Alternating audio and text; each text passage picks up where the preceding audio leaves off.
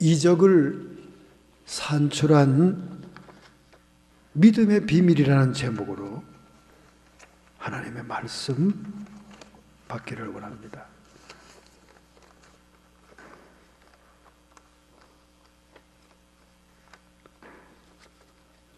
점점 세상이 성경대로, 말씀대로, 믿음으로 살기가 어려워진 세상이 되고 있습니다. 여러분과 제가 수십 년 전에 이민 올 때 이 미국이 얼마나 신앙생활하기 좋은 동네였습니까? 너무 신앙생활하기가 좋아서 오히려 나태해지고 교회 안 나가는 분들이 많잖아요. 사회 분위기도 모두가 신앙적인 분위기 아닙니까? 저희 기도원 가는 길을 쭉 가다 보면 무인 판매기가 줄줄이 있었습니다. 돈 놓고 과일들을 가져가게 하는 무인 판매 점포가 많았어요. 가다 보면 옆에 헌금 주머니처럼 말이죠, 달러 지폐들이 있는데 옆에는 과일이 있어요. 대단하죠. 그런 무인 판매다가 기도원 가는 그 시골길에 있었습니다. 지금은 한 군데도 없어요. 한 군데도. 아마 과일 가격을 놓고 간 캐시를 보면 눈이 뒤집어져서 그냥 통째로 들고 갈 거예요. 거기 무슨 쇠사슬이 달린 것도 아니에요. 그냥 달랑 바구니가 하나 있는데 말이죠. 그게 유지가 되니까 무인 판매대가 있었는데 지금은 어느 곳에도 찾아볼 수가 없어요. 그만큼 기독교 신앙에 의한 문화적인 기반이 이 미국 땅에 무너지고 있다는 증거 아닙니까? 기독교가 문화를 이루고 있는 서구 사회가 점점 예수 믿기 어려운 그런 환경으로 변화되고 있어요.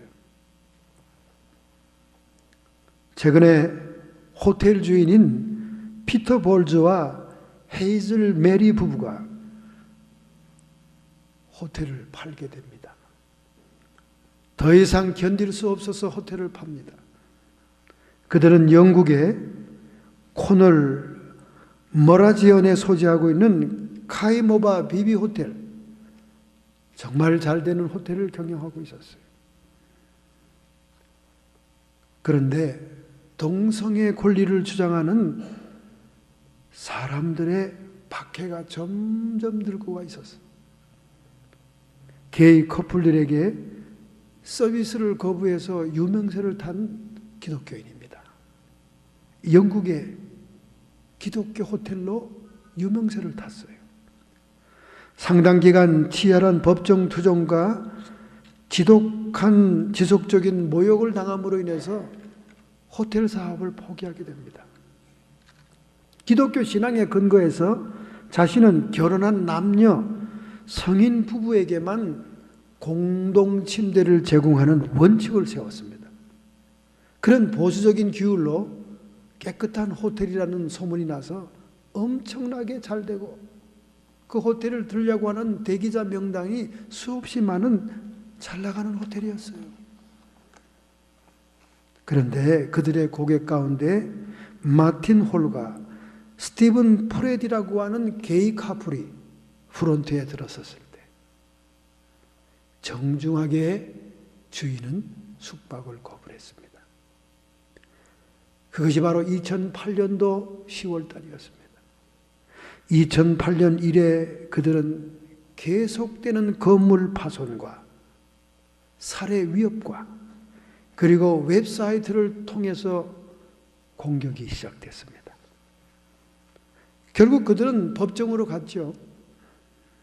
그러나 영국의 법정은 판시를 내리기를 동성애자들에게 모든 손해배상을 해주고 소송 비용도 물어주어라, 이 판례가 났습니다.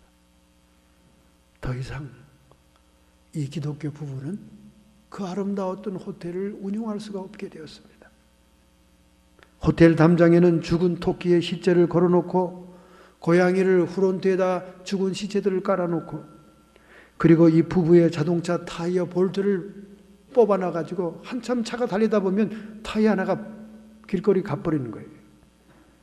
동성애자들의 행패는 이루 말할 수 없었습니다. 피켓을 들고 데모하는 자들, 부부를 죽이겠다고 살해 위협하는 사람들. 그러나 이 볼주 부부는 우리가 비록 그들의 위협 때문에 호텔 사업은 포기하지만 끝까지 대법원까지 올라가 재판은 계속할 것이다. 지난 10월 9일 영국의 대법정에 청문회가 있었습니다. 왜냐하면 우리는 믿음의 가치, 성경의 가치를 포기할 수 없기 때문이다. 대단한 교인이들, 대단한 믿음의 사람입니다. 이 미국에는 대대로 영성 있는 대통령들이 미국을 끌어왔어요. 부시가 껐덕거리긴 해도 얼마나 믿음이 좋은 사람인지 아십니까? 아버지 부시가 골치를 앓았던 문제아들이었지만은 심지어 알코올 중독성까지 있었지만은 그가 신앙으로 모든 것을 극복한 사람이 아니었습니까? 그래서 아들 부시 대통령 할 때 교회가 참 행복했었습니다. 목사님들에게 대접을 많이 하고 교회 기관들에게 특혜를 베풀어주고 텍스 면제해주고 참 좋은 시절이었습니다. 그런데 역사적인 인물인 흑인 대통령 오바마가 들어온 다음에는 반기독교적인 문화가 포병되고 있는 거예요. 무신론자들이 득세하고 이슬람이 득세해서 동네마다 교회마다 이슬람 사원들이 세워지고 심지어는 타임즈의 표지의 기사로 등장할 만큼 무지개가 머리에 덮어쓰고 있는 오바마 대통령의 모습으로 공식적으로 동생의 결혼을 합법화한 대통령으로. 적그리스도가 따로 있습니까? 예수 그리스도의 복음의 말씀을 정면으로 반대하면 그게 적그리스도지 적그리스도가 따로 있겠어요? 저는 아무리 그가 오바마 케어나 여러 가지 많은 정치를 해낸다 그래도 성경적인 가치를 정면으로 대적한 사람이기 때문에 전혀 존경심이 가지 않습니다. 그리고 얼마나 교회들이 세금 핍박을 받고 있는지 모릅니다. 성경적인 가치를 주장하고 옹호하면 옹호할수록 더 조여들어오고 있는 것입니다. 살해 협박까지 받고 결국은 빈방이 생기기 시작하여 경영난에 빠지게 된 이 비비 호텔의 부부가 그들의 평생의 사업장인 호텔을 포기할지언정 예수 그리스도의 복음의 가치는 그 진리는 포기하지 않는다는 거예요. 할렐루야. 얼마나 멋있는 기독교인입니까? 이것이 여러분의 당면한 문제라고 생각했을 때 여러분은 어떤 태도를 취하겠어요? 한번 여러분 가슴에 손을 얹고 생각해 보세요. 오늘 본문에 5가지의 이적이 나옵니다. 이 5가지의 이적은 축복과 저주의 선지자로 일컬어지는 엘리사가 축복적인 사역을 통해서 5가지의 기적을 보여주고 있습니다. 그 기적의 성격에 따라 개인을 상대한 이적과 대중을 상대한 이적으로 전반부, 후반부 갈라집니다. 전반부는 체주가 와서 두 아들을 빛 대신 데려가겠다고 하는 엘리사를 따르던 선지자의 생도의 미망인이 호소하는 가정 문제. 또 하나는 아무런 대가를 바르지 않고 영적인 분별력이 있어서 자기 집 앞을 지나가는 하나님의 사람을 알아보고 그를 집 안으로 끌어들여 식사를 대접했던 수냄 여인. 그 가정에 가장 필요한 문제인 아들의 태생과 그 아들의 죽었을 때의 소생, 이와 같은 개인적인 가정사의 하나님의 기적이 나타납니다. 그리고 후반부는 기근이라고 하는 특수한 상황 속에서 민생의 문제에 초점을 두되 선지자 생도를 중심한 하나님께 헌신된 그들을 위하여 식물을 해독하고 식물을 증식하는 기적의 역사가 오늘 본문 4장을 장식하고 있습니다. 여러분, 여기에 나타나는 기적들은 너무나 여러분들이 주일학교 때부터 많이 들은 기적입니다. 저 같으면 이제는 완전히 머릿속에 다 들어있는 기적들이죠. 그래서 이 기적을 자세하게 풀어서 영적인 의미와 이런 것들을 얘기하는 것이 무의미할 것이다 생각이 됩니다. 너무나 잘 아는 사건들이기 때문에 오히려 저는 다른 접근 방법을 택했습니다. 이 예수 그리스도의 이적을 예표하는 엘리사의 5가지의 기적이 일어날 수밖에 없었던, 산출될 수밖에 없었던 그 믿음의 비밀은 무엇이냐? 이 믿음의 비밀 코드를 우리가 찾아야 우리도 전능하신 하나님으로부터 이 놀라운 이적을 체험하는 생생한 살아있는 하나님의 역사를 체험하는 믿음의 삶이 되지 않겠냐 그 말이죠. 그래서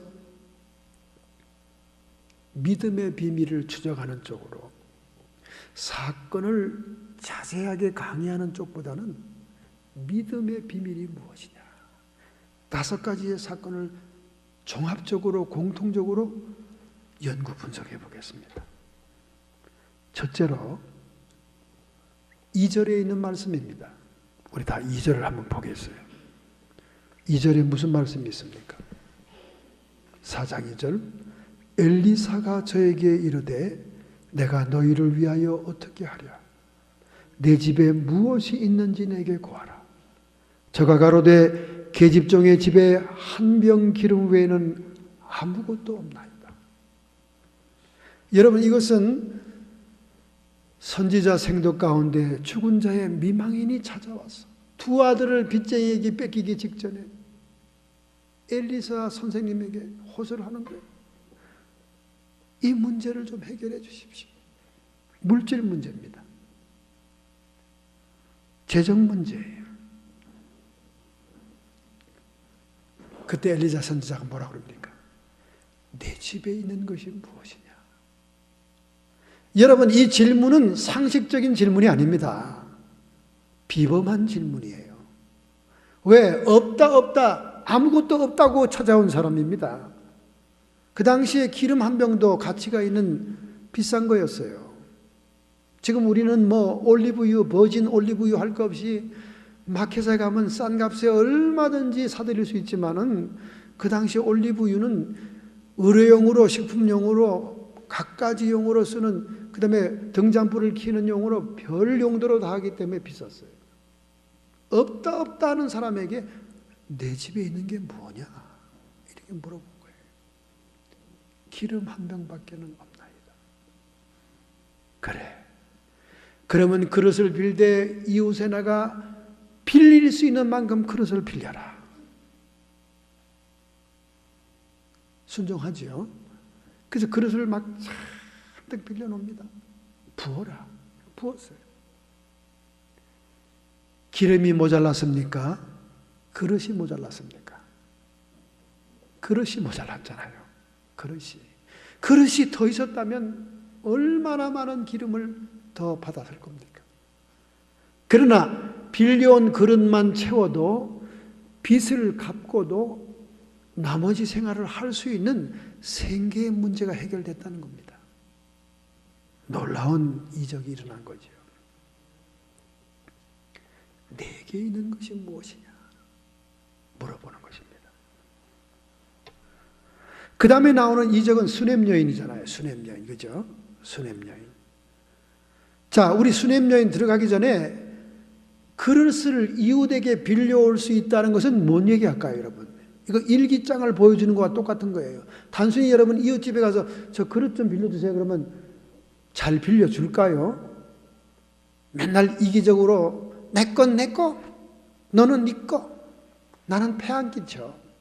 너는 너대로 살고 난 나대로 살게. 이렇게 톡톡 털고 살았다면 옆집에서 그릇 빌려줄까요?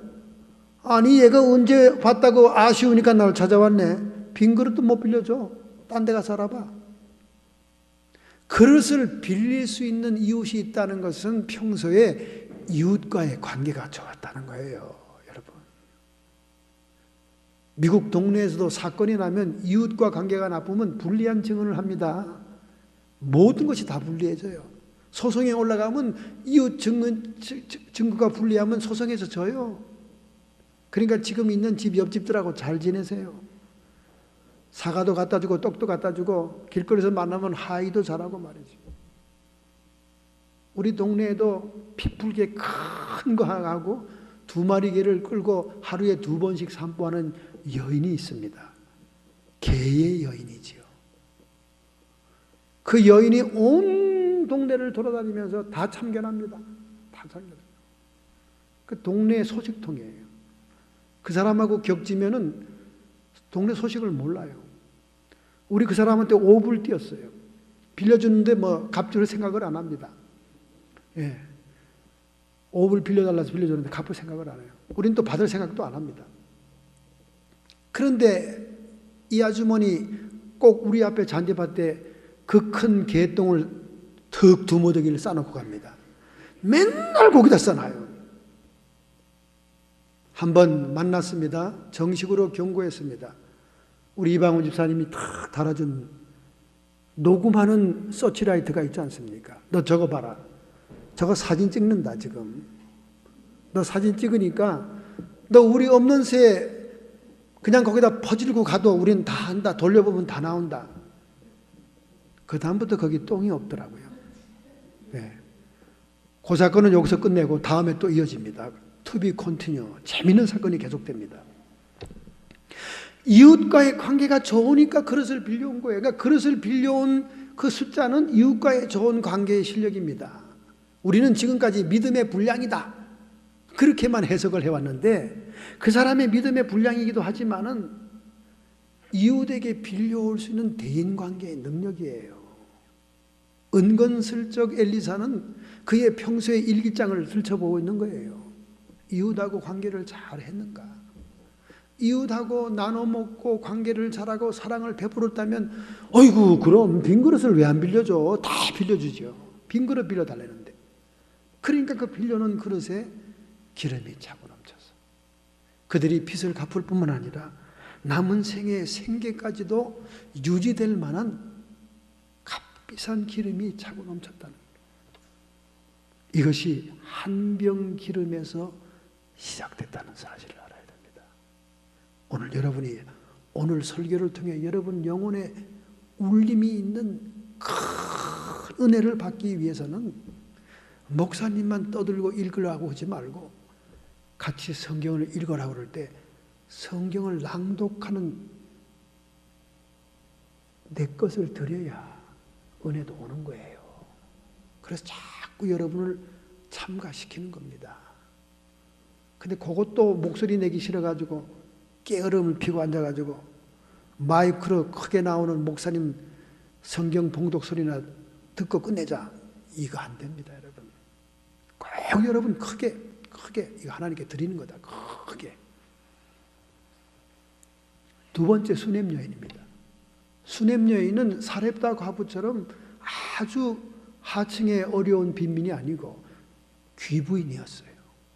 여유가 있는 사람입니다. 그런데 맨날 지나가는 사람을 보니까 이거 보통 거룩한 사람이 아니거든. 영적인 통찰력과 분별력이 있는 그런 신앙의 사람이었다는 거예요. 그래서 얼른 불러들여서 식사 대접을 합니다. 여러분 수냄 여인도 마찬가지죠. 갑자기 하나님의 사람에게 식사 대접이 됩니까? 평소에 이웃들에게 식사 대접을 한 습관이 있는 사람이에요. 그러니까 무슨 애로사항이 있느냐? 내가 왕이나 사령관에게 부탁해 줄 게 있느냐? 선지자가 왕과 높은 사람을 만나는 사람이니까. 그러니까 뭐라고 겸손하게 얘기합니까? 아닙니다. 저는 백성 중에 있는 사람입니다. 백성들과 함께 행복한 삶을 살고 있는 사람이라 그 말이에요.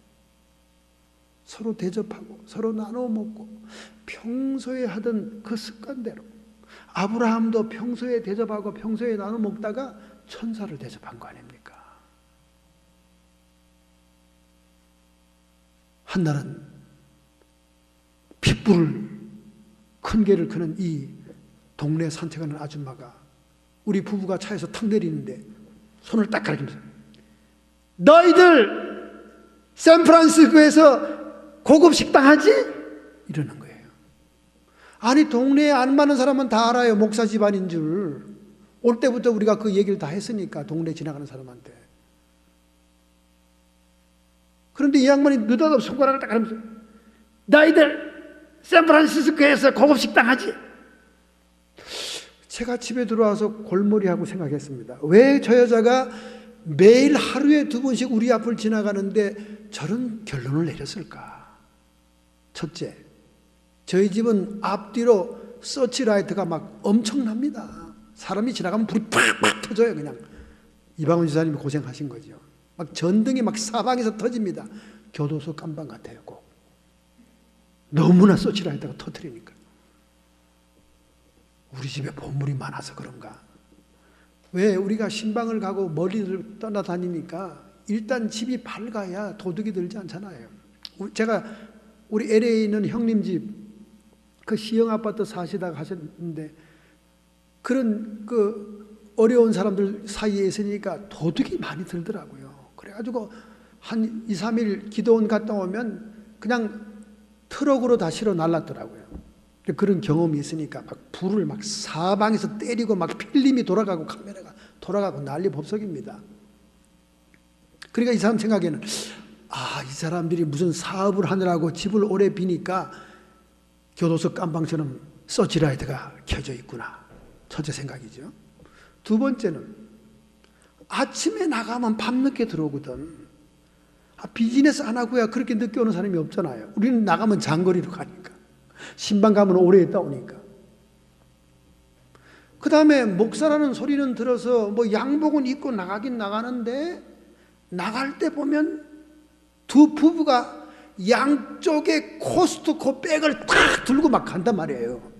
세상에 미국 목사가 코스트코 백을 들고 교회 가는 목사가 어디 있어?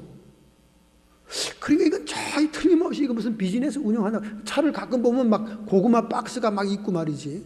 또 이렇게 보면 또 토마토 박스가 막 있고 이거 뭐 장사하긴 하는 사람들이구나 이렇게 생각한 것 같아요. 그래서 지금 제가 지금 안에 차 안에다가 오해할까 봐 목사라고 다 이렇게 기독교 서점에서 사가지고 클러지 해가지고 다 갖다 걸어놨어요. 창문으로 보면 그게 보이게. 우리 집에도 또 갖다 걸어놨어요.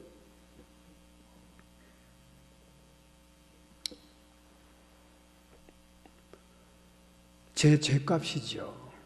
미국서 목회하는 죗값이에요.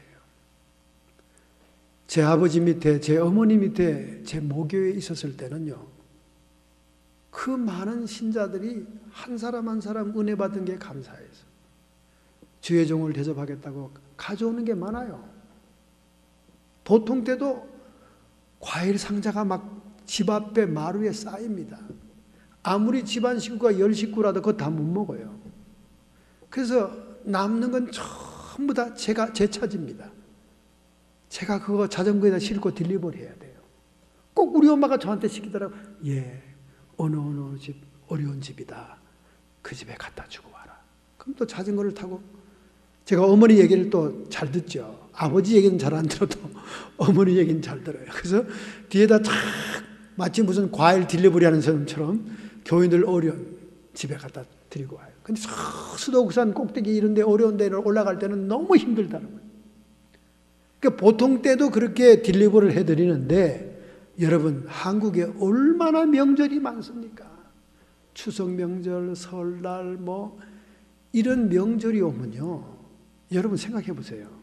한 성도가 한 박스만 사과상자를 가져온다 생각해 보세요. 근데 그 많은 사람들이 다 주의 종을 대접한다고 가져옵니다. 아유, 엄마, 우리 집이 무슨 과일 도매상이야. 마루로부터 바깥 마당까지 산더미로 쌓입니다, 여러분. 그럼 그게 또 다 내 차지의 일감입니다. 또 엄마가 또 명단을 줍니다. 여기 집사님 집에, 요 권사님 집에 갖다 드려라. 제가 한국에서 이렇게 호사를 하고 이렇게 대접을 받았던 죄값으로 미국에 와서는 코스트코 백을 양쪽에 양복을 입고 넥타이를 하고 이러고 맨날 집에서 나오니까 그 핏불 아줌마가 너 샌프란시스코에서 고급 레스토랑 하지. 우리 집에서 1시간 40분 걸리는 샌프란시스코. 그러니까 내가 맨날 뭐 이걸 들고 가는 거예요. 그냥 보통 식당 하면 맨날 허름한 옷을 입고 가겠는데 고급 식당이니까 넥타이를 착 기생 오토바이처럼 메고 간다 이거야.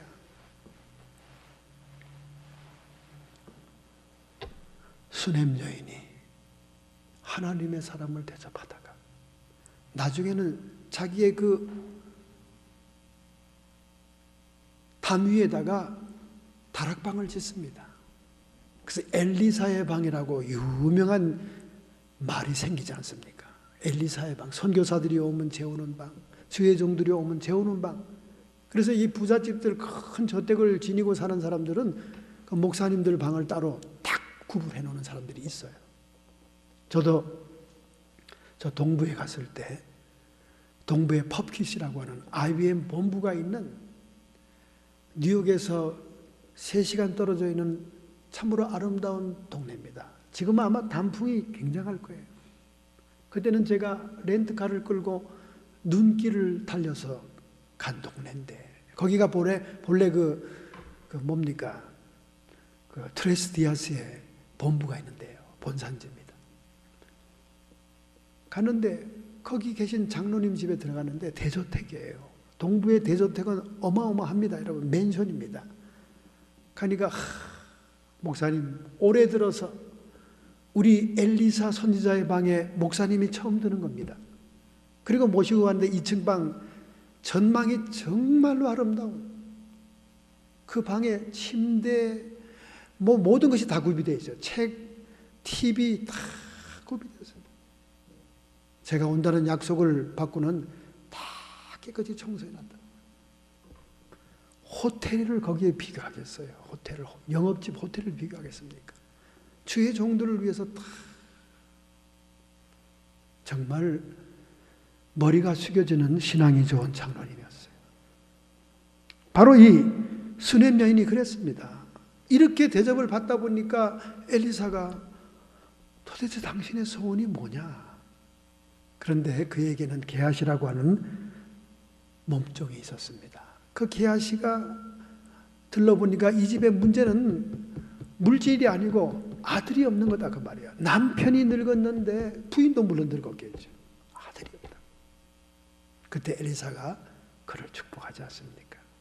내년 이맘때 돌이 되면 내게 아들이 있으리라.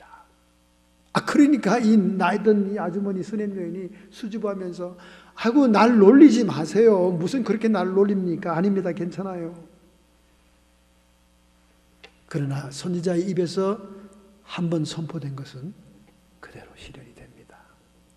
그래서 그 아들이 자라니 얼마나 어머니가 기쁘고 좋겠어요.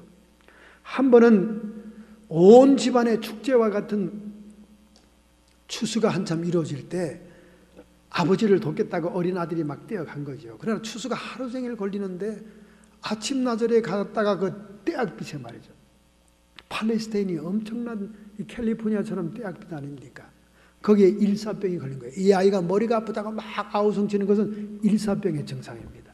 그리고 얼른 어머니한테 가라고 보내라고 종에게 말하며 어머니의 무릎에 와서 어머니가 머리를 쓰다듬어 주면서 이렇게 위로하고 있는데 그만 12시쯤 죽고 말았어요.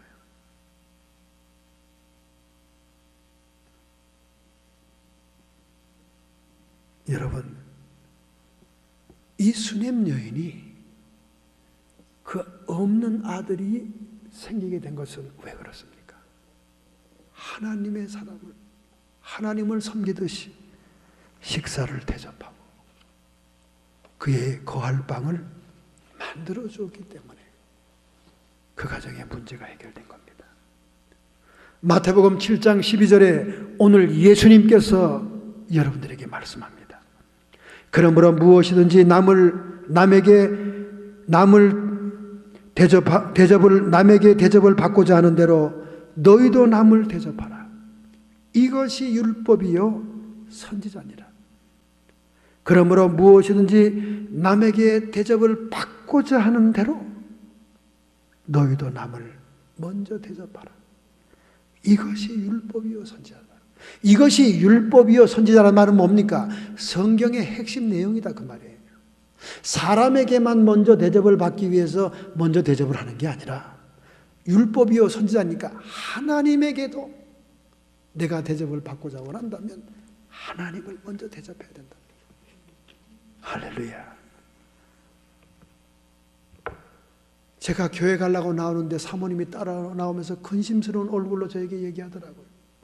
목사님, 오늘도 또 돈 내라, 물질을 바쳐라, 희생하라는 설교를 할 거예요? 그러더라고요.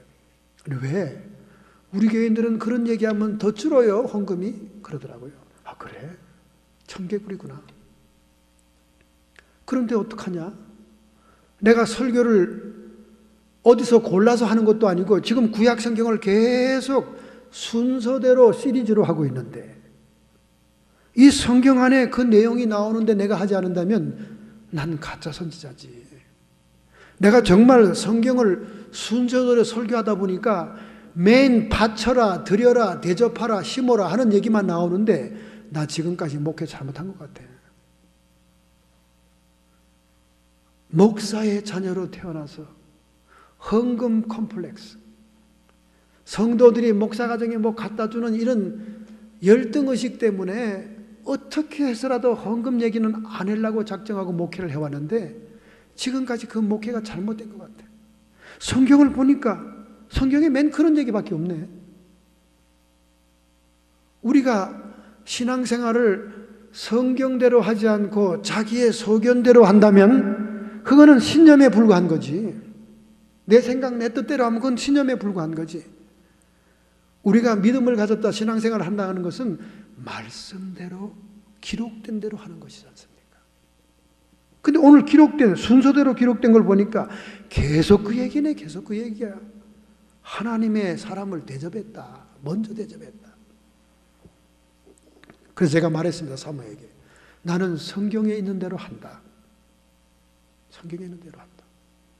옛날에는 될 수 있는 대로 부담스러운 얘기를 안 하려고 그랬는데 그것이 오히려 잘못된 것 같다. 성경을 순서대로 가감없이 지금 설교에 나가는데 계속 그 얘기가 나오네. 어떡하냐? 그러니 그 얘기를 안 한 것이 내가 잘못 목회한 거야. 내 컴플렉스. 목사의 자녀로 태어나서 성도들에게 뭐 받게 하고 뭐 하고 그걸로 살았던 그 컴플렉스 때문에 내가 그것을 언급하지 않은 것이 성도들로 하여금 마이너스를 주는 거지. 하나님으로부터 대접을 받고 하나님으로부터 축복을 받을 수 있는 기회를 놓치게 하고 있는 거 아니냐. 그랬더니 사모님이 또 한숨을 저렇게 아이고 지금처럼 하더라고요. 그러니 여러분 받든지 말든지 여러분의 소관입니다. 저는 말씀에 있는 대로 증거하겠습니다. 식사 대접을 통해 먼저 대접을 함으로 아들을 잉태하게 됩니다. 후반부에 나오는 선지자 생도들에게 엘리사에게 말씀을 가르치러 갔다가 기근했답니다. 먹을 것이 없는 때예요. 들녘에 있는 덩굴나무에 열려있는 호박 같은 걸 따가지고 와가지고 그걸 채 썰어서 국을 끓였는데 그게 독이 있었어요. 독이 있다고 생도들이 막 기겁을 하고 왔습니다. 그때 거기다가 곡식가루를 넣어라. 그렇게 말합니다. 그러자 해독이 되고 그들이 국을 잘 먹을 수 있었습니다. 이 생도들도 역시 누군가가 갖다 주지 않으면 먹을 수 없는 집단 아닙니까? 그래서 바알 살리사에 있는 한 사람이 자기의 처음 익은 열매를 가져왔어요. 그게 얼마나 양이 적겠습니까? 처음 익은 식물을 가져오고 채소 한 자루를 가져왔어요. 그게 보리떡 20개입니다. 그러나 생도들은 100명이 넘습니다. 그 첫 열매를 가져오니까 엘리사가 생도들에게 나눠주어라 사원에게 얘기했어요. 그래서 사원이 뭐라 그럽니까? 아니 선생님, 이거 가지고 되겠어요? 아유 이건 뭐 코에도 안 되겠습니다. 그냥 갖다 줘라. 하나님의 말씀이 임했다 그랬습니다. 그랬더니 100여 명이 넘는 모든 생도들이 배불리 먹고도 남았더라. 마치 예수님께서 벳세다의 광야에서 오병이어의 기적을 일으킨 것과 같이 하나님의 역사를 보게 된 것입니다. 여러분, 출애굽기 23장 19절에 첫 것을 가져다가 너희 하나님 여호와의 전에 드릴지니라. 여러분의 모든 소산의 첫 번째 것은 다 하나님 것이에요. 저는 미국에 와서 목회하면서 첫 것을 드리는 성도를 만나본 일이 없어요. 얼마나 미국의 목회가 열악하고 피폐한지를 알 수가 있지 않습니까? 제가 나환자촌에서 목회할 때는요, 예배 시간마다 목사님 강대상이 안 보일까 봐 걱정합니다. 왜냐하면 강대상 앞에 완전히 첫 열매가 쌓여 있어요. 특별히 나환자촌은 양계로 먹고 삽니다. 첫 번째 알 잘 크지 않아요, 닭들. 그렇지만 첫 번째 알을 또 찾는 데가 있어요. 그게 또 영악한 알이라고, 영양분이 좋다고 또 비싸게 또 사가는 사람도 있습니다. 첫 번째 알들이 지붕 가까이 다 쌓여져 있어요. 강대상만 이렇게 빠꼼히 보일 정도입니다. 철저하게 첫 열매를 거드린답니다. 제가 시골에서 목회할 때도 항상 앞에 쌀 한 자루, 호박, 가지 할 것 없이 첫 열매가 하나님의 것이라고 갖다 놓습니다. 서울에서는 직장생활하는 자들이 직장생활 첫 번째 봉급은 한 푼도 떼지 않고 하나님의 제단에 바칩니다. 그러니 하나님이 그 헌물을 받고는 어찌 그를 직장생활에 성공하지 않게 해주겠습니까? 처녀들, 총각들 전부 다 첫 열매를 받습니다. 저는 미국에 와서 첫 열매 헌금이라고 강성에 올라온 꼴을 못 봤어요. 눈 씻고 봐도 못 봤어요. 제가 회개했습니다. 하나님, 제가 가르치지 않아서 그렇죠. 출애굽기 23장 19절 첫 것을 가져다가 너희 하나님 여호와의 전에 드릴 것이니라. 바알 살리사의 한 사람이 지극히 작은 첫 곡식 가지고 와서 선지자 생도들에게 드렸지만은 하나님이 그것을 너무나 기쁘게 받으셔서 100명이 넘는 성도들을 먹고도 남는 기적을 일으키겠다는 거예요. 5가지의 이적이 일어난 믿음의 비밀 코드가 뭡니까? 내게 있는 지극히 적은 것으로부터 시작해서 믿음의 씨앗을 뿌리는 거예요. 오늘 여러분에게 왜 기도의 응답이 없습니까? 오늘 여러분에게 여전히 문제점이 살아남아 있는 것이 왜 그렇습니까? 여러분이 입으로 나불나불 기도는 했지만은 믿음의 씨앗, 내게 있는 지극히 적은 것이라도 심지 않아서 그래요. 심지 않아서. 여러분, 지금도 미국의 메이저 신학대학의 기숙사 가보면요, 성도들이 갖다 놓은 헌물들이 얼마나 많은지 몰라요. 거기 이렇게 클로젯이 따로 있습니다. 애들 기저귀, 다이퍼, 잠바, 성도들이 선지자 생도들을 후원하기 위해서 자기들이 옷 하나 사면 옷 하나 사가지고 갖다 놓습니다. 그러면 거기 창고에 꽉 들어차 있어요. 먹을 것 통조림으로부터 시작해서 신선한 야채, 과채. 어느 신학대학 기숙사에 다 있어요. 다 있어요. 저도 다 들어가 보고, 저도 거기다 물건을 놓아보기도 하고, 고구마도 한 박스 갖다 놓기도 하고 그랬습니다. 그런데 문제는 뭐냐? 미국 신학대학의 대부분의 한국 학생들이 많아진 사실을 여러분 알고 있지 않습니까? 한국 학생들이 그 창고에 들어오면 싹쓸이를 해간다는 게 문제라는 거예요. 아니, 왜 아기도 없는데 다이퍼를 왜 가져갑니까? 이제 앞으로 아기를 낳을 거니까. 그때 또 들어오지. 지금 아기 있는 사람들이 가져가게 다이퍼는 그냥 놔둬야지. 자기 몸에 맞지도 않은 잠바는 또 왜 가져갑니까? 욕심들이 많아요. 그래서 미국 백인 신학생들이, 한국 학생들이 거기 들어갔다 나오면 아이고 안에 텅텅 비었겠구만 이렇게 얘기합니다. 창피해 죽겠어. 그래서 그런 얘기를 들으면 또 거기다 막 갖다 놔요. 옷도 갖다 놓고, 고구마도 갖다 놓고, 토마토도 한 박스 갖다 놓고, 통조림도 갖다 놓고 갖다 놔요. 여기 지금 우리 교회도 보세요. 큰 이 깡통 박스에 매주일 올 때마다 사람들이 거기다 갖다 놓잖아요. 애들 학용품, 통조림, 이런 패키지 된 것들. 그 왜 항상 거기 있습니까? 그것이 신학대학으로 가기도 하고, 그것이 홈리스에게도 가기도 하고. 미국 성도들은 대접하고 믿음의 씨앗을 뿌리는 데 습관이 되어 있어요. 몸에 배어 있는 거예요. 행하는 믿음입니다.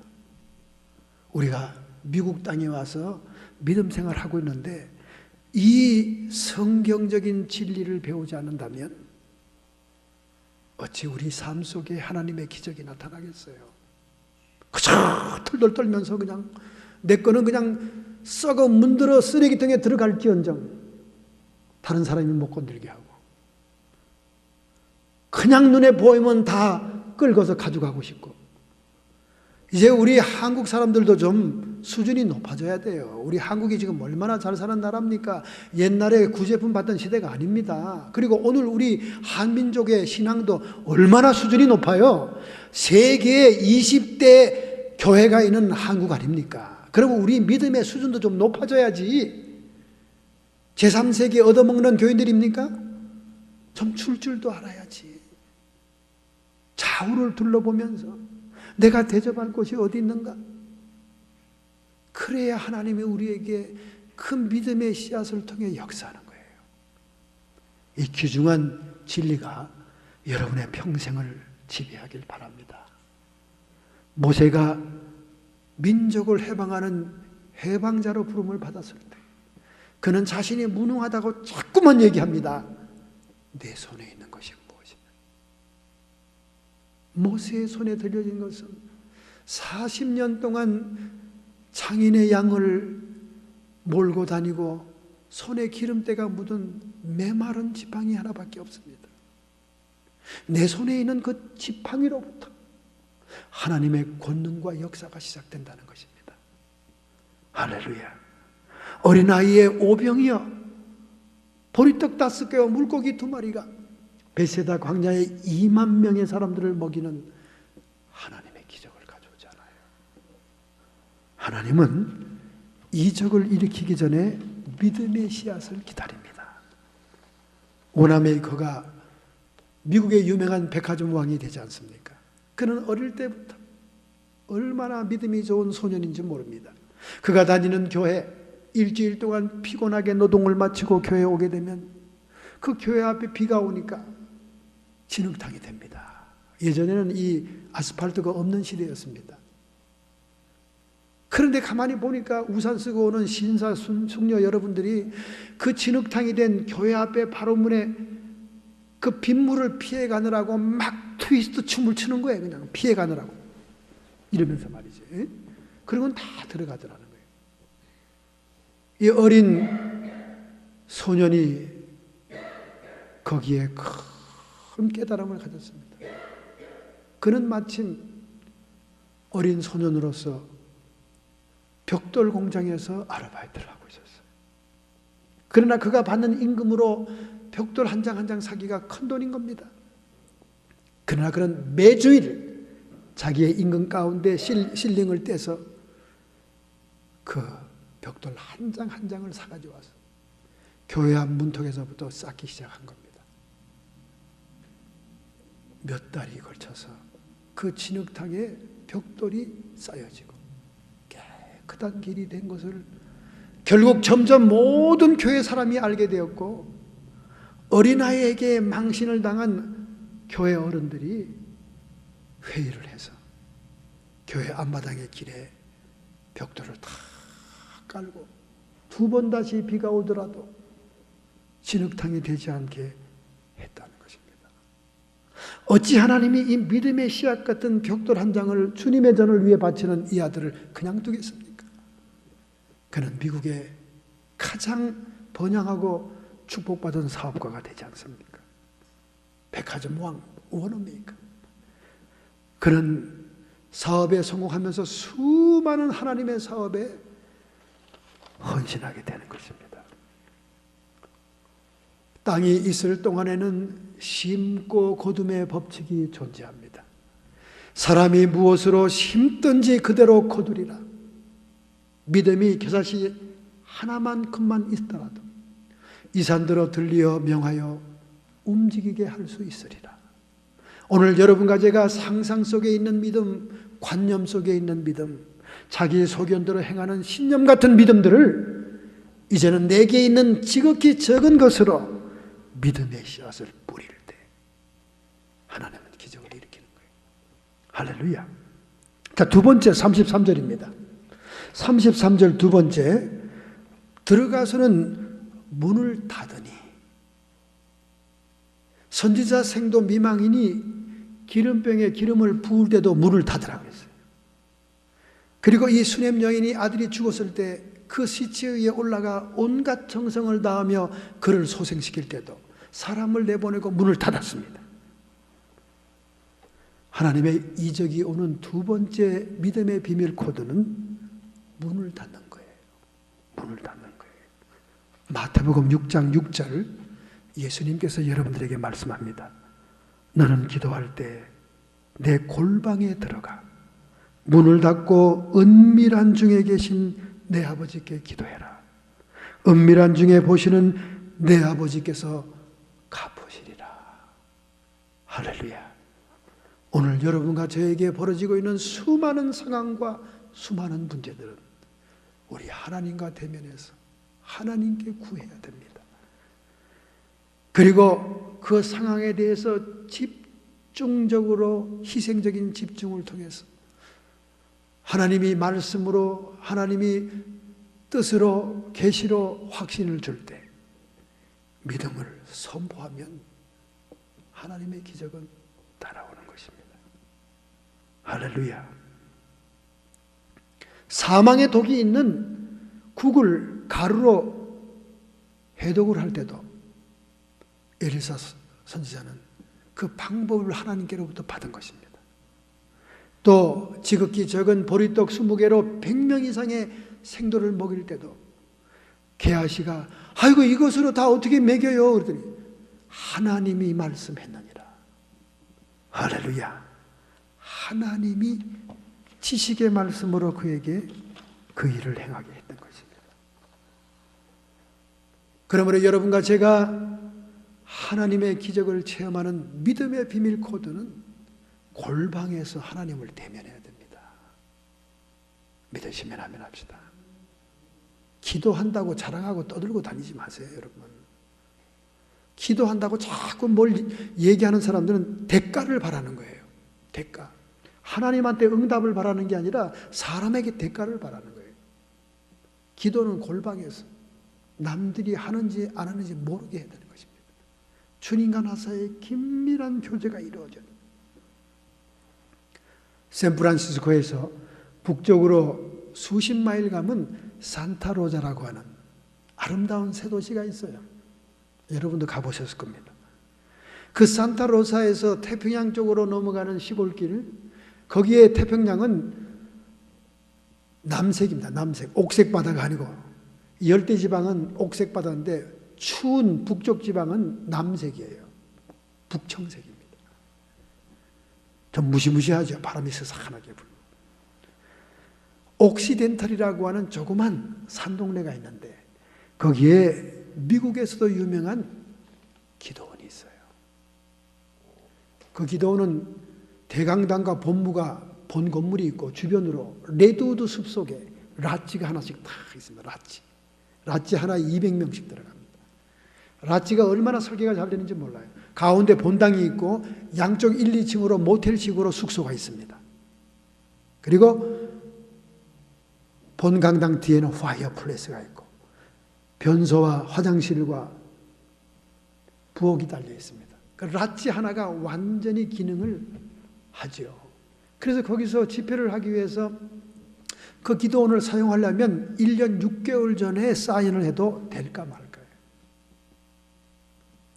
식사값까지 렌트값까지 다 치러야 됩니다.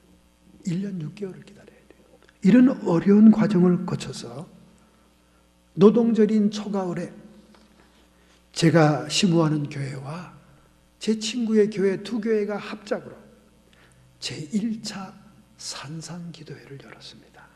그때는 우리 기도원이 생기기 전이지요. 기도원의 준비 과정입니다. 그 1차 산상기도에 저희 교인이 반 참석하고, 산호세 교인, 그리고 친구의 교인들이 이스트베이 후리몬트에 있는 교인데 반 차지했습니다. 그러니 반은 내가 아는 성도들이고 반은 모르는 성도 아닙니까? 드디어 첫날 산상 1차 집회가 시작되는데 첫 번째 설교를 제가 맡았습니다. 열정적으로 저녁 식사를 다 끝내고 늦지막히 9시쯤 예배를 시작하고 설교를 하고 있는데, 예배 중간쯤 찬송을 부를 때 어떤 여자분이 아주 몸이 비둔하고 뒤뚱거리면서 왔어요. 근데 마침 또 그 맨 앞자리를, 옆에 있는 권사님이 자리를 잡아놨어. 또 교회 자리 잡아놓은 것도 처음 봤어요. 그 자리에 또 앉으시더라고요. 근데 이렇게 보니까 만삭이야. 아이고, 이렇게 만삭하신 분이 이 힘들게 산상기도에 올라왔구나. 아주 참 마음이 기뻤습니다. 그래서 이제 막 설교를 하고 있는데, 설교하는 중에도 이렇게 시선이 마주치잖아요. 그죠? 시선이 딱 마주쳤어요. 맨 앞자리니까. 마주치면서, 아이고, 만삭에도 왔구나 했더니 성령께서 말씀하는 거예요. 만삭이 아니다. 가난 말기다. 순식간에 그 음성을 들려주는 거예요. 그럼 제가 어떻게 해요? 믿음으로 선포하고 기도해줘라. 저는 설교하면서 계속 영안에는 대화하는 겁니다. 하나님 어떻게 저분이 저렇게 여집사님 같은데 저분이 저렇게 그런 흉악한 병에 걸렸습니까? 처녀 총각 시절에 그를 스토커처럼 따라다닌 총각이 있었다. 그 사연이 막 번개처럼 순식간에 알려져 오는 겁니다. 그런데 그 총각과 결혼이 되지 않고 결국 헤어지게 됐는데, 그 총각이 자살 소동을 벌여서 죽었다. 그 총각을 자살하게 한 원한의 귀신이 그에게 와서 간암을 일으킨 거다. 제가 이 말은 이렇게 천천히 길게 하지만 이 정보가 순식간에 비처럼 설교하고 있는 도중에 들어온 거예요. 그러니 오늘 밤 저 집사가 회개할 텐데 내가 첫 번째 내려가 안수하고 기도하면서 오늘 하나님이 너를 치료했다고 선포해라. 이 순식간에 들어오는 거예요. 번개처럼. 그래서 설교가 막 그때부터는 막 하는 둥 마는 둥 막 설교는 딴 데로 가는 거예요. 설교를 끝나고 통성 기도하면서 모든 사람이 기도할 때 내려가서 첫 번째로 딱 안수했습니다. 아마 기도원에 올라오느라고 군인 잠바 같은 그런 잠바를 입고 올라왔어요. 나사렛 예수님의 이름 권세로 이 딸에게 질병을 가져온 모든 세력은 묶음을 풀고 떠나갈지어다. 이미 이분은 설교 도중에 하염없이 눈물을 흘리고 있었습니다. 회개하는 것 같았어요. 그러면서 곧이어서 성령께서 말씀을 주었습니다. 내가 오늘 밤에 너를 치료하리라. 그랬더니 여자가 두 손을 바짝 들더니 아멘 하면서 막 더 대성통곡 하는 거예요. 그러니까 사람들이 막 우글우글 통성기도 하다가 다 그쪽을 쳐다보는 거예요. 그들이 안수가 끝나자마자 후닥닥 일어나더니 그냥 뛰어가는 거예요. 옆에 있던 청년을 얼른 이렇게 세웠습니다. 따라가 봐라. 따라가 봐라. 그랬더니 청년이 갔다가 오더라고요. 화장실에 들어갔어요. 그러더라고요. 여러분, 그날 밤 모든 것이 다 쏟아져 내려갔습니다. 간암의 덩어리도 핏덩어리로 다 내려갔습니다. 그분은 이미 스탠포드 대학병원에서 간암 말기로 더 이상 병원에서 할 수 있는 일이 없기 때문에 집에 가서 죽음을 준비하시라고 집에 보낸 사람이에요. 그때 이후로 그는 깨끗이 나왔습니다. 얼마나 신앙생활을 열심히 잘했는지 그 후에 권사가 됐어요. 바로 이스트베이에 계셨던 분이니까 제가 실명을 얘기할 수가 없습니다. 하나님께서 말씀하시면 기적은 일어나는 거예요. 할렐루야. 아니 뭐 어느 학생이 모범답안을 주는데 멈칫거릴 이유가 없잖아요. 왜 병이 왔으며 그 병을 오늘 저녁에 제가 회개함으로 치료하겠다 하시는데 저는 거기에 순종해서 안수하기만 하면 되는 거예요. 우리 예수님의 권능과 능력이 임한 줄로 믿습니다. 할렐루야. 그러므로 하나님의 기사와 이적은 나에게 있는 지극한 적은 것으로부터 시작합니다. 마태복음 10장 41절 42절에 예수님께서 말씀합니다. 선지자의 이름으로 선지자를 영접하는 자는 선지자의 상을 받을 것이요, 의인의 이름으로 의인을 영접하는 자는 의인의 상을 받을 것이니라. 또 누구든지 제자의 이름으로 이 소자 하나에게 냉수 한 그릇이라도 주는 자는 내가 진실로 너희에게 이르노니 결단코 그 상을 잃지 아니하리라. 할렐루야. 여러분에게 있는 지극히 적은 것으로 믿음의 씨앗을 심을 때, 믿음을 여러분이 표현할 때 하나님의 이적은 일어나기 시작합니다.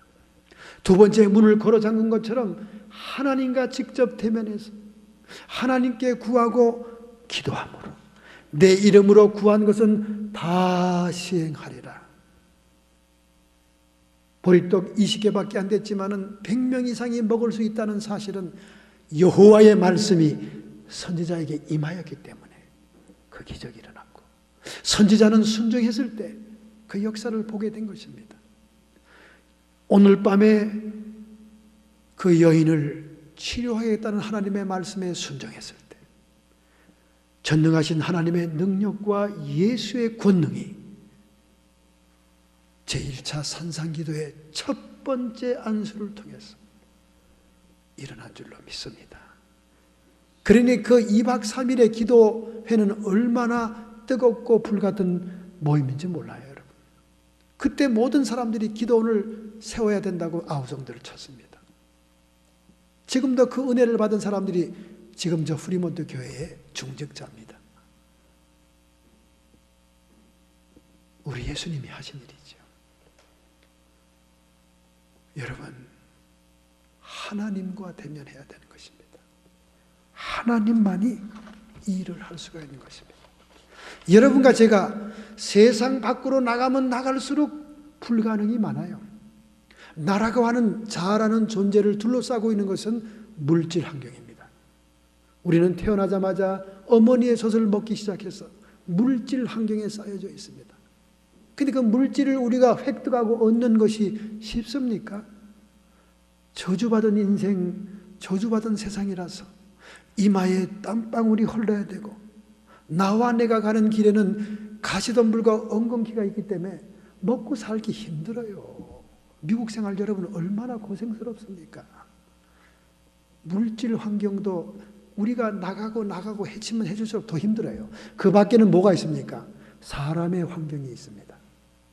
우리가 사람과 관계없이 살 수는 없잖아요. 그러나 사람과 관계하다 배신당하고 속임당하고 사기당하고 점점 사람과 범위가 넓어지면 넘어질수록 우리는 불가능이 많은 거예요.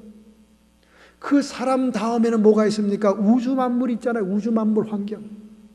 저 우주, 저 별세계, 그리고 이 만물은 쉬운 세상입니까? 더 어렵죠. 우리가 손이 닿지 않은 저 우주가 아닙니까?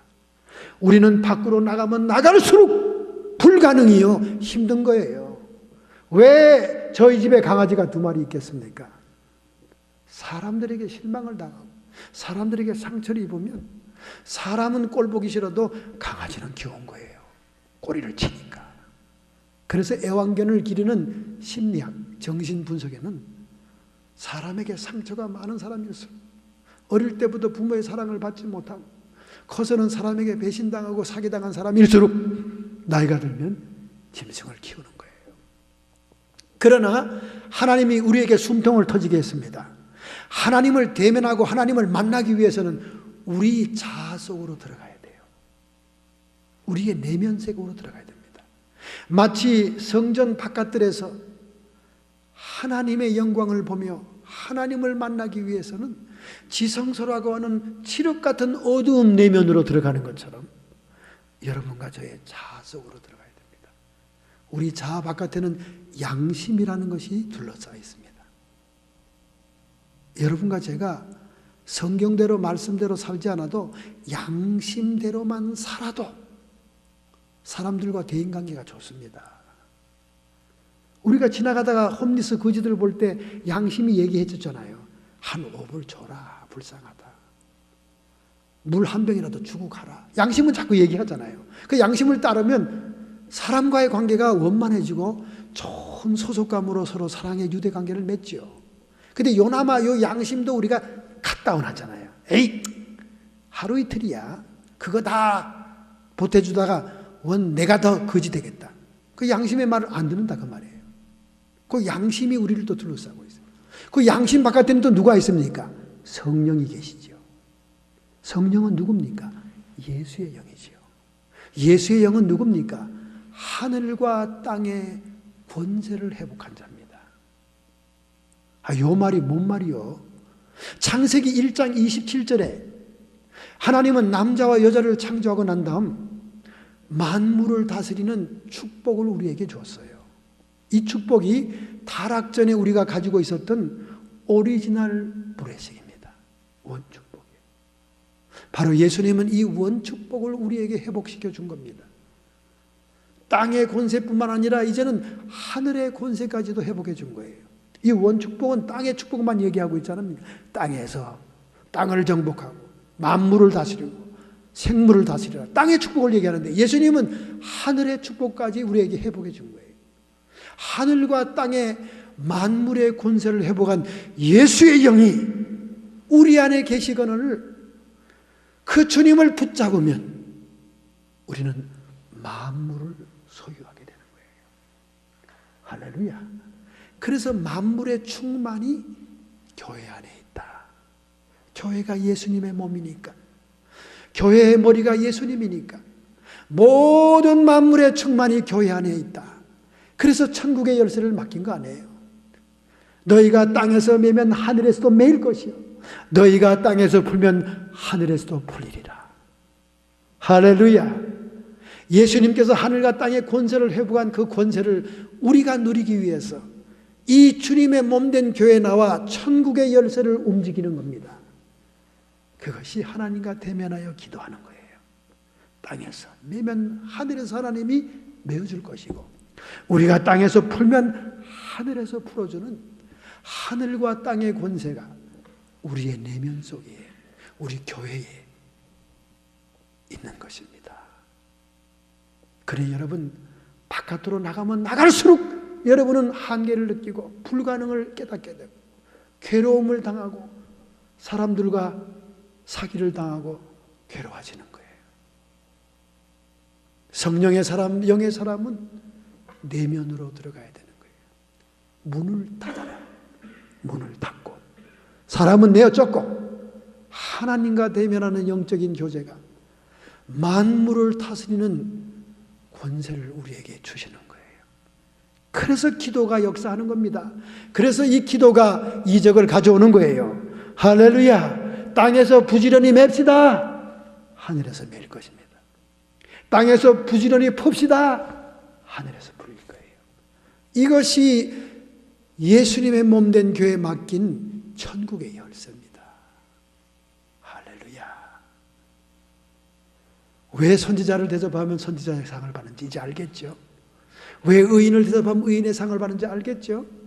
왜 소자에게 냉수 한 그릇 주면 결단코 상을 잃지 않는다고 그런지 알겠죠? 왜 하나님의 사람을 대접했다고, 그의 방을 만들어 모셨다고 그 집안의 문제가 해결되겠냐 그 말이에요. 여러분의 가정의 문제들이 전부 다 한 가지 이상씩은 다 하나님이 해결해 주었어요. 해결해 주었습니다. 그동안 제가 끈질기게 기도했던 한 가지 이상의 모든 문제는 다 해결해 주었습니다. 그러면 저희 부부에게 하나님이 보너스를 준다고 약속했거든요. 그래서 그 보너스를 기다리고 있습니다. 5가지의 이적을 산출한 이 믿음의 비밀을 여러분이 활용하시기를 예수님의 이름으로 축원합니다. 이 비밀을 행하겠다고 결단한다면 여러분의 가슴에 손을 얹으시기 바랍니다. 여러분 아픈 상처와 환부에 손을 얹으시길 바랍니다. 전능자의 손길이 우리와 함께 하십니다. 하늘과 땅의 권세를 회복하신 예수님의 영이 우리 안에 지성소 안에 계십니다. 우리가 태양 밖으로 나가면 나갈수록 불가능이요 나의 한계를 느끼고 나를 배신하고 나를 떠나가고 나를 사기치는 사람들을 만나고 있지만, 그러나 내 안에 계신 예수의 영은 천지 만물을 주관하는 권세를 회복한 분입니다. 먼저 우선순위가 그분을 붙잡아야 되는 거예요. 그분에게 청구하고 기도해야 되는 겁니다. 그래야 천국의 열쇠가 움직여집니다. 하나님 아버지, 이것을 깨달았사오니 이 믿음의 비밀의 코드를 붙잡겠습니다. 이 비밀을 붙잡는 모든 성도들에게 육체의 질병은 떠나갈지어다. 마음속에 성령 안의 생명과 평안이 충만할지어다. 악한 마귀 사탄 귀신의 시력들아, 더 이상 우리의 가정과 자녀 손자 손녀들을 회방하지 말고 예수님의 이름 권세로 쫓김 받으라. 우리 주님의 승리를 선포합니다. 우리 하나님의 영광을 선포합니다. 하늘과 땅의 권세를 회복해 주었음을 감사합니다. 예수님의 이름으로 감사하며 축복하며 기도합니다.